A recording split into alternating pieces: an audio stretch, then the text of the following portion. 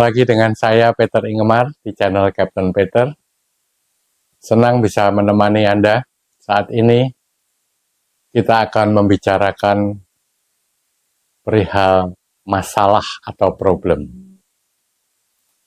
Sejak kecil kita selalu berhadapan dengan apa yang disebut masalah atau problem. Selalu menyertai dalam hidup kita. Namun kita tidak pernah mencoba mencari tahu supaya kita mengerti apakah masalah itu. Kita selalu terhanyut dalam problem kita atau masalah kita, sehingga kita tidak pernah menyadari bagaimana masalah tersebut tercipta, kapan masalah itu muncul, dan apa yang menyebabkan masalah itu muncul. Marilah kita menelaah hal yang selalu menyertai hidup kita, yaitu masalah. Apabila Anda mendengar suatu kalimat di luar hujan deras, kalimat itu bersifat netral. Anda tidak akan pernah mempunyai perasaan apapun, tidak akan pernah timbul rasa apapun apabila Anda mendengarnya. Namun apabila kalimat di luar hujan deras, saya tidak bisa apel ke rumah pacar saya, setelah dikaitkan dengan aku, maka kalimat yang dulunya bersifat netral tersebut menjadi masalah. Suatu contoh lain, ada satu kalimat, beberapa perusahaan tutup dikarenakan bangkrut. Kalimat tersebut juga bersifat netral. Namun, apabila kita kaitkan dengan aku, perusahaanku tutup karena bangkrut, maka itu kemudian menjadi masalah. Sebetulnya, masalah itu tidak bersifat universal. Artinya, selalu ada satu pihak atau golongan yang menganggap sesuatu itu masalah, tetapi ada pihak lain atau golongan yang menganggap itu adalah berkah. Misalnya kata hujan tadi. Saya tidak bisa ke rumah pacar saya karena hujan, itu masalah buat saya. Namun berkah buat para petani. Demikian juga masalah tidak bersifat permanen atau tetap. Masalah Anda ketika Anda kecil, Anda tidak bisa mengambil makanan atau minuman dari atas meja karena tinggi badan Anda tidak sampai. Itu masalah buat Anda pada waktu kecil. Tapi waktu menyelesaikan, yaitu ketika Anda menjadi besar, maka masalah itu akan hilang dengan sendirinya. Demikian juga contoh kata tadi, saya tidak bisa ke rumah pacar saya karena hujan. Hal tersebut, waktu bisa menyelesaikannya. Apabila Anda sudah menikah dan tinggal satu rumah, maka masalah Anda tidak bisa ke rumah pacar Anda sudah bukan masalah lagi. Jadi, kita bisa menarik kesimpulan bahwa definisi daripada suatu masalah adalah reaksi dari pikiran kita terhadap suatu kondisi atau keadaan di luar. Apabila kondisi atau keadaan tadi bertentangan dengan kepentingan kita, maka kita menyebutnya masalah. Sekarang kita telah mengetahui ternyata bahwa akulah yang menyebabkan timbulnya masalah. Marilah kita menyelidiki diri yang manakah yang menimbulkan masalah.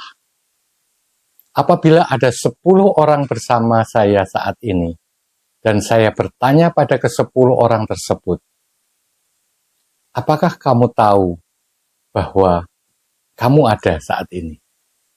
Pastilah jawaban dari ke-10 orang tersebut mengatakan bahwa dirinya ada.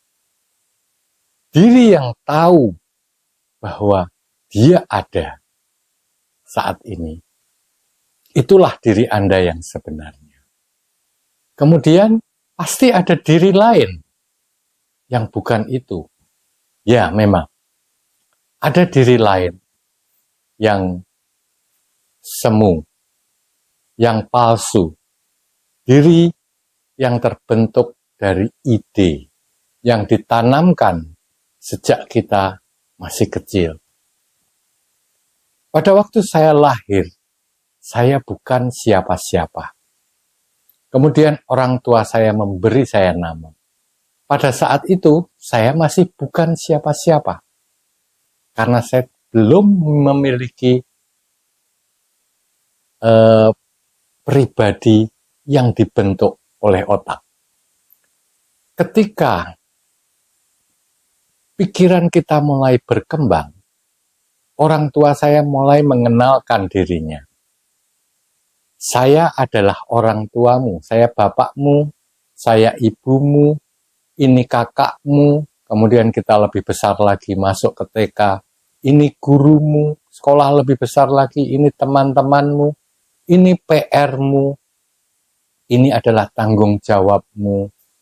Kemudian kita lulus sekolah, kita mulai bekerja, ini pekerjaanmu, ini pangkatmu, ini gajimu. Kemudian kita menikah, ini istrimu, ini anak-anakmu. Sampai pada waktu kita sudah tua, kita menjadi diri yang utuh, yang mempunyai 9 macam diri yang masing-masing mempunyai kepentingan. Menurut Ki Ageng Suryo Mentarang, ke-9 golongan ini dapat dibagi menjadi derajat semat atau harta, kemudian kekuasaan, golongan, agama, nasionalisme, kemudian profesionalisme, dan macam-macam, semuanya ada 9 golongan. Setiap golongan mempunyai kepentingannya masing-masing. Apabila Anda tidak memberikan rasa penting pada tiap golongan, atau lebih tepatnya di sini peran dan fungsinya, peran dan fungsi Anda. Misalnya, saya seorang dokter. Sebagai seorang dokter, saya akan memberikan kesan penting pada area diri saya sebagai dokter. Sehingga dalam semua pembicaraan dengan orang lain, apabila orang lain tersebut mulai masuk pembicaraan mengenai kesehatan, saya akan melihat, saya akan menunjukkan bahwa saya lebih mengerti dari mereka. Dan apabila ada orang lain merasa lebih tahu dari kita, maka kita akan tersinggung. Begitu juga dengan bagian-bagian lain dari kita. Apabila ada orang yang mau menyinggung jabatan kita, ada orang lain yang mau menurunkan harta kita, atau orang lain yang masuk di area kekuasaan saya, maka respon saya adalah menolak. Hal ini sangat merugikan bagi kita. Apabila kita mengetahui bahwa diri yang terbagi menjadi 9 bagian tadi sebetulnya tidak pernah ada. Itu hanya rekayasa otak. Itu adalah bikinan otak yang ada di alam mental kita. Kerugian yang lain, kita menjadi ringkih atau menjadi sempit. Misalnya Anda seorang tukang cukur. Seorang tukang cukur pada saat sepi, Anda tidak bisa bekerja. Karena orang-orang semuanya ke salon. Sehingga tukang cukur tradisional tidak memiliki pelanggan. Akhirnya ada orang lain yang memberikan saran kepada Anda untuk alih profesi, misalnya mengajar. Pasti Anda serta-merta menolaknya. Saya ini tukang cukur, bagaimana saya harus mengajar? Jadi, diri yang sudah menjadi sesuatu, saya ini tukang cukur, atau saya ini dokter, bagaimana saya harus berjualan secara online? Itu akan menghambat. Diri Anda akan memberi penolakan. Sehingga Anda sulit maju. Anda sulit untuk survive. Yang paling baik adalah Anda tetap sebagai diri Anda yang tahu tentang segala macam yang diterima oleh indera kita dan masuk disajikan oleh otak kita. Persepsi kita tentang diri, tentang segala macam, itu kita yang sebenarnya meng-acknowledge atau mengetahuinya. Namun, jangan apa peran yang Anda punyai itu, Anda rasa atau Anda jadikan sebagai diri Anda. Apabila Anda bukan siapa-siapa, maka Anda bisa menjadi apapun juga. Disinilah daya juang kita menjadi tinggi, tingkat survival kita menjadi tinggi. Apabila Anda sudah menyadari hal tersebut, maka hidup ini akan menjadi lebih nyaman.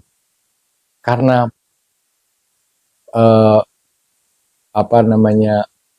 masalah Anda akan sangat berkurang. Apabila Anda menyadari bahwa waktu bisa menyelesaikan masalah, atau diri yang sebenarnya, itulah diri saya, bukan diri rekaan dari otak. Itu menjadi diri saya.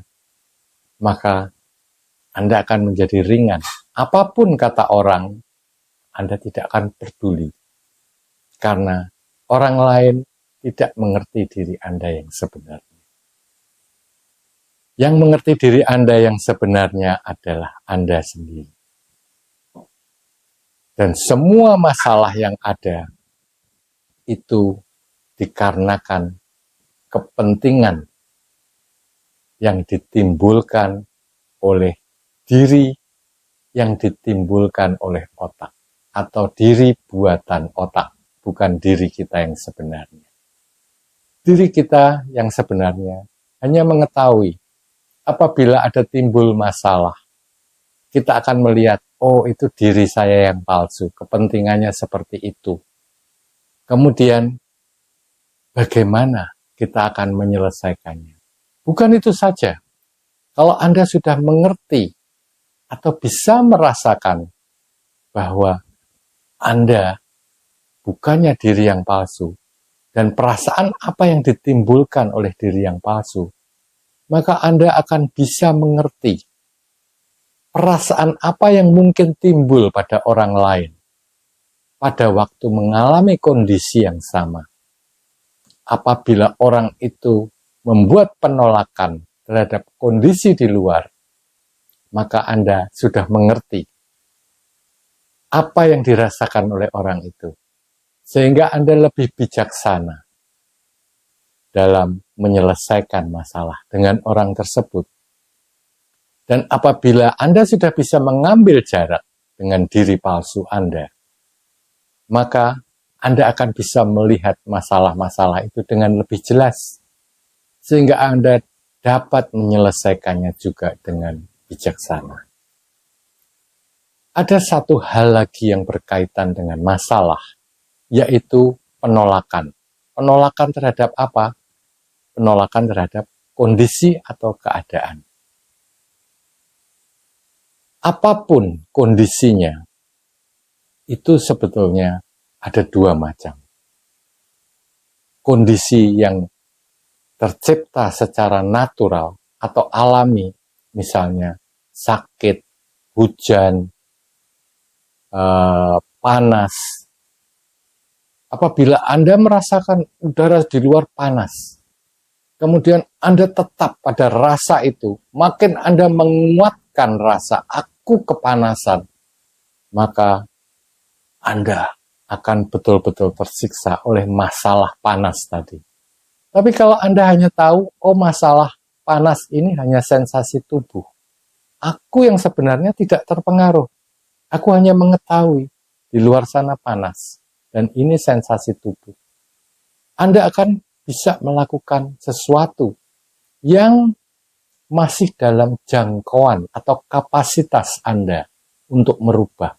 Misalnya, menyalakan AC, atau mandi, atau buka baju. Itu yang masih dalam kapasitas Anda. Tetapi jangan terlalu berpikir atau mencoba merubah sesuatu yang di luar kapasitas Anda. Begitu juga dengan kondisi-kondisi yang diciptakan oleh orang lain atau golongan lain yang mempunyai kepentingan yang mungkin bertentangan dengan kepentingan Anda. Apabila Anda masih merasa mempunyai kapasitas untuk merubah, lakukan itu. Apabila itu semua sudah di luar kapasitas Anda, lupakan. Anda cuma melihat bahwa oh kondisi di luar seperti ini, saya mengetahui ini. Dan ditunggu sampai waktu berjalan, kondisi berubah. Saat kondisi berubah dan itu masuk dalam kapasitas Anda untuk merubah, lakukan dengan segera. Dengan demikian, Anda akan bisa menyelesaikan masalah Anda dengan baik tanpa rasa tertekan.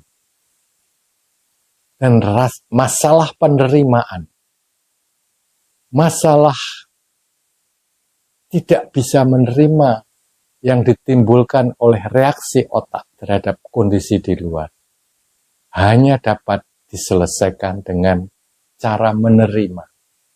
Menerima dalam artian bahwa memang kondisinya sekarang seperti ini. Mau diapakan lagi?